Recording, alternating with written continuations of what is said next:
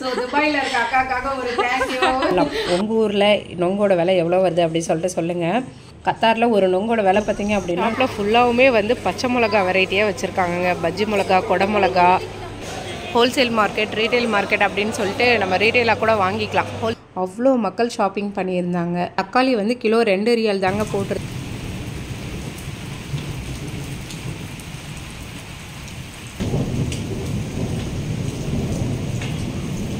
பலாப்பழம்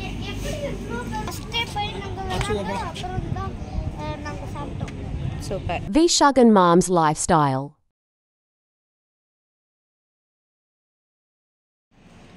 வணக்கம் மக்களே, எல்லாரும் எப்படி இருக்கீங்க? நாங்கள் நல்லா இருக்கோம். இன்னைக்கு வந்துட்டு ஒரு டே விளாக் தாங்க பார்க்க போகிறோம். இந்த டே விளாகோட ஸ்பெஷல் என்ன அப்படின்னா, ரொம்ப நாள் ஆச்சுங்க நம்ம விளாக் போட்டு. அதோட லாஸ்ட் 10 days முக்கியமான நிறைய விஷயம் வந்து உங்கள்கிட்ட ஷேர் பண்ண வேண்டியது இருக்குது.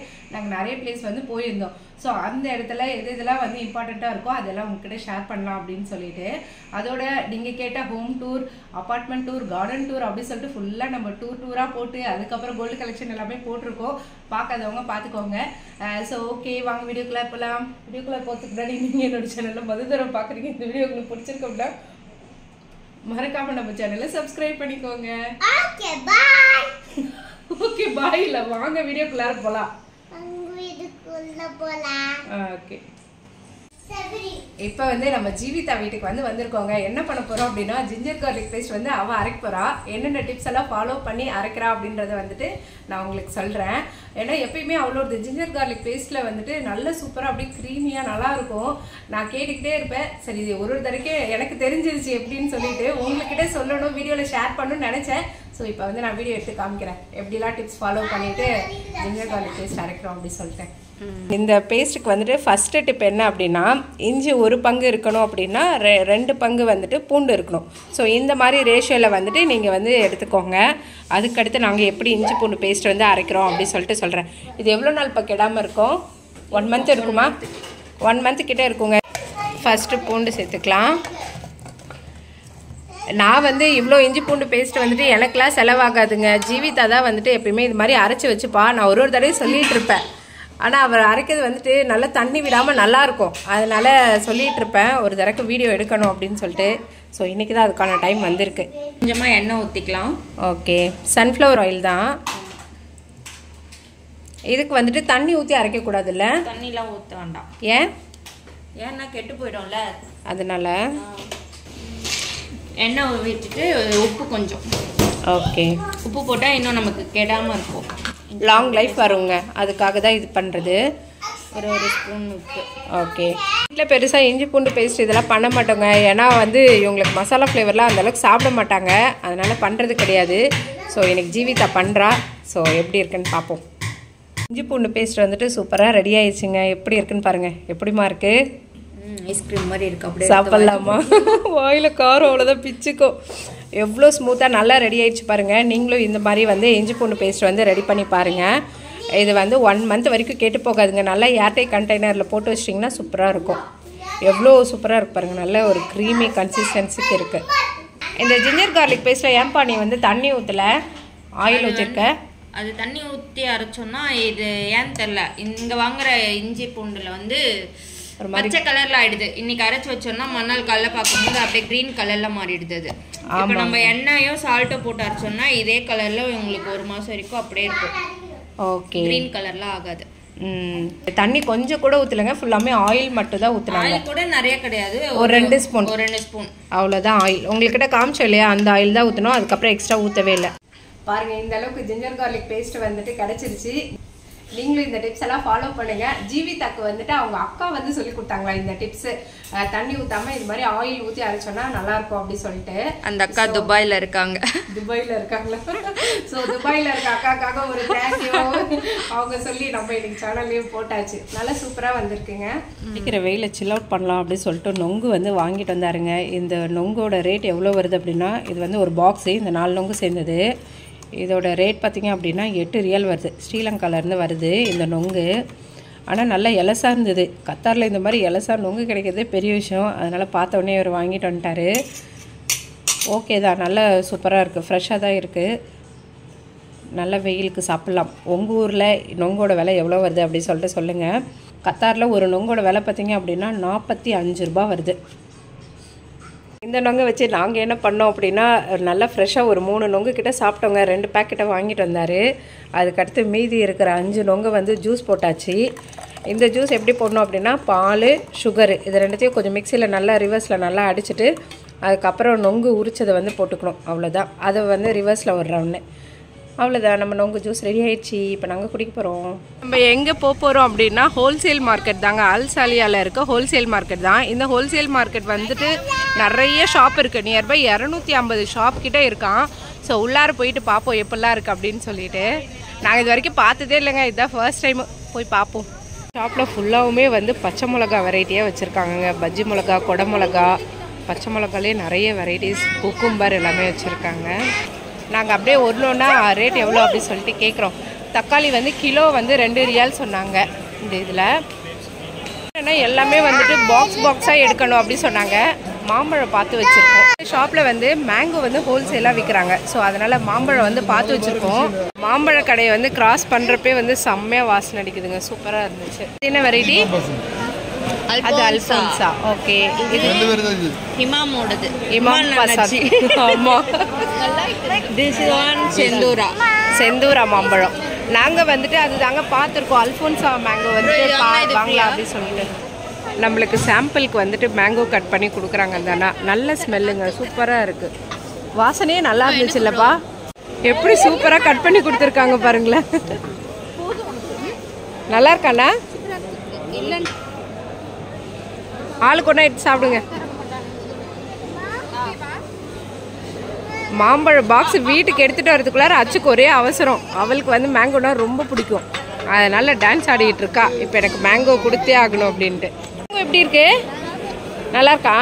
பிடிச்சிருக்கா அச்சுக்கு? இந்த பாக்ஸ் மேங்கோ தான் நாங்கள் வந்து வாங்கியிருக்கோம். 3.5 கிலோ சொன்னாங்க. 35 ரியால் வந்துட்டு வருது. பட் மாம்பழம் நல்லா இருக்கு. 34 ஒரு ரியால் கம்மி பண்ணிட்டாங்களா அண்ணா? கஷ்டப்பட்டு 1 ரியால் கம்மி பண்ணியிருக்காங்க போல. நிறையவே ஆப்ஷன்ஸ் இருக்குங்க, நம்ம பார்த்து வாங்கிக்கலாம். ஒரு ஷாப்புக்கு வந்து நம்பர் வந்து வச்சுருக்காங்க. ஸோ இது வந்து ஒரு ஃபுல்லாக ஒரு ஓவர் வியூவாக காமிக்கிறேன்.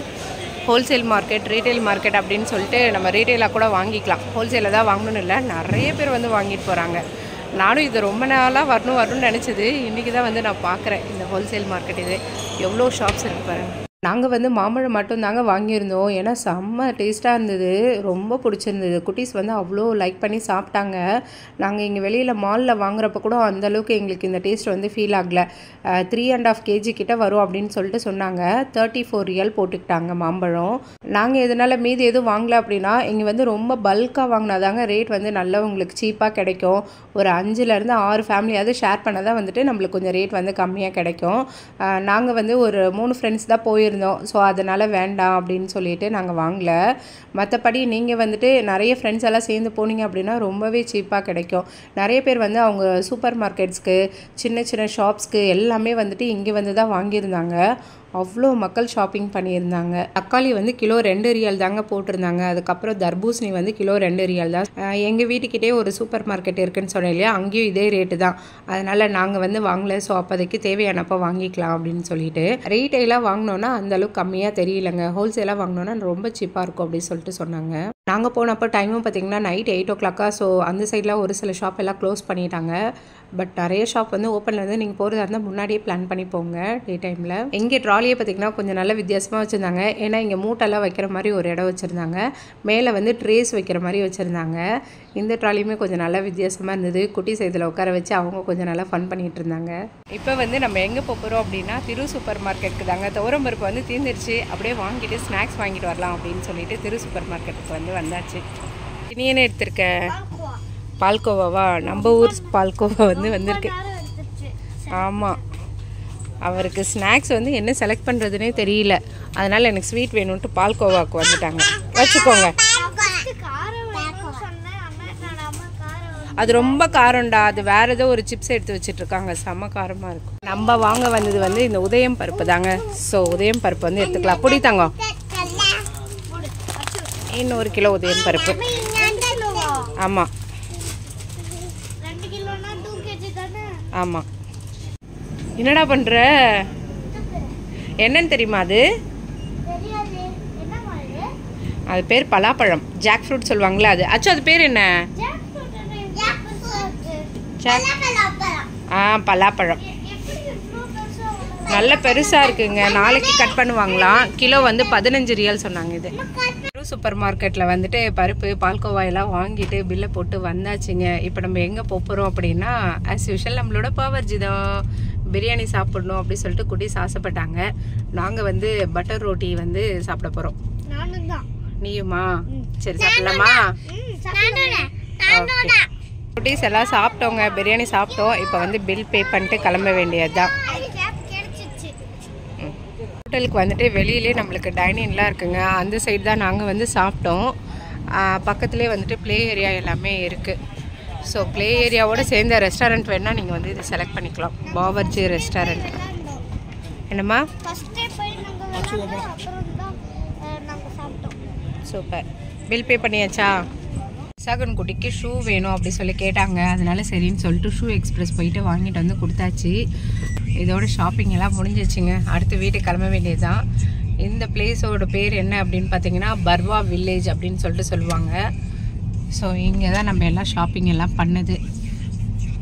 நெக்ஸ்ட்டு நம்ம வீட்டுக்கு போவோம். சரியான இடி மின்னல் மழைங்க, செம்ம மழை. அங்கே போய் காமிக்கிற பாருங்க எப்படி இடி இடிக்குதுன்னு சொல்லிட்டு. நல்ல மழை பெய்யுது தெரியுதா? அதோட பார்த்திங்கன்னா இடி சத்தம் பயங்கரமாக இருக்குது. கத்தார்லேயே இப்படிலாம் இருக்குப்பா. காலையிலேருந்து ஹெவி ரெயின் வந்து எக்ஸ்பெக்டட் அப்படின்னு சொல்லிட்டு இருந்தாங்கங்க. பட் இப்போ தான் நல்ல மழை பெய்யுது, சரியான மழை. சரிங்க, நம்ம மழையை வீடியோ எடுக்கிறோன்னு சொல்லிட்டு ஃபோனை எதாவது பண்ணிட்டோன்னா அவ்வளோதான். இப்போ புதுசாக வாங்கின ஃபோன் வேறு. நம்ம கிளம்பிடுவோம் உள்ளார. ஆனால் மழையை ரசிக்க ஜாலியாக தான் இருக்குது.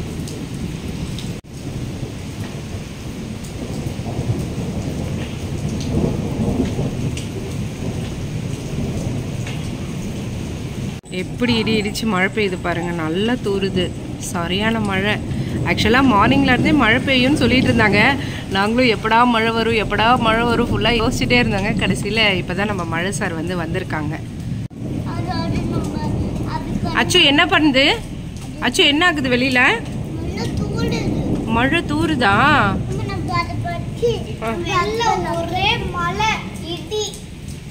அச்சு என்ன பண்ணலாம் மழையில்?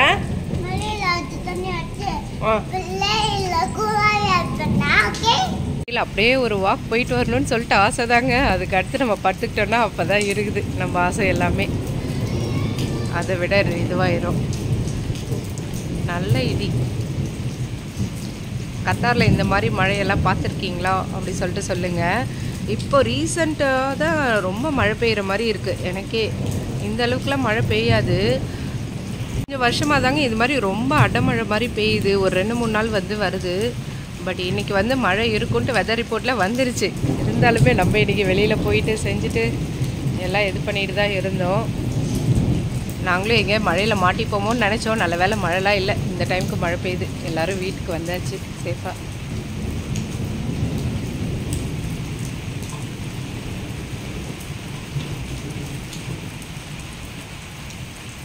நேற்று நைட்டு ஸ்டார்ட் ஆன மழை திரும்பி இப்போ மார்னிங்கும் வந்து கண்டினியூ ஆகிக்கிட்டே இருக்குங்க. கொஞ்சம் நேரம் மழை பெய்யும், அதுக்கப்புறம் நின்றுடும். இன்றைக்கி பார்த்திங்கன்னா மார்னிங் வரைக்கும் கண்டினியூ ஆகி மழை பெஞ்சிட்ருக்கு. ஒரு போக்க பார்த்தா கத்தார்லேயே வந்து மழைக்காலம்னு ஒன்று வந்துடும் போல். மேகம் எப்படி இருட்டிக்கிட்டு இருக்குன்னு பாருங்கள். ஆக்சுவலாக கிச்சனில் சமைச்சிட்டு இருந்தேங்க. மறுபடியும் என்னடா இது இடி இடிக்கிற மாதிரி சத்தம் கேட்குதுன்னு வந்து பார்த்தா மழை பெஞ்சிட்ருக்கு. இப்போ தான் வந்து சூரியன் உதிக்கிற மாதிரி இருக்குது. ஆனால் இன்னும் வரல. எப்படி இருக்குது பாருங்கள் வானம். அதோட பேர்ட்ஸ் எல்லாம் செம்மையாக ஜாலி பண்ணி என்ஜாய் பண்ணிகிட்ருக்காங்க. இதோட இந்த வீடியோ முடியுதுங்க. வேறு ஒரு வீடியோவில் மீண்டும் பார்க்கலாம். Okay bye.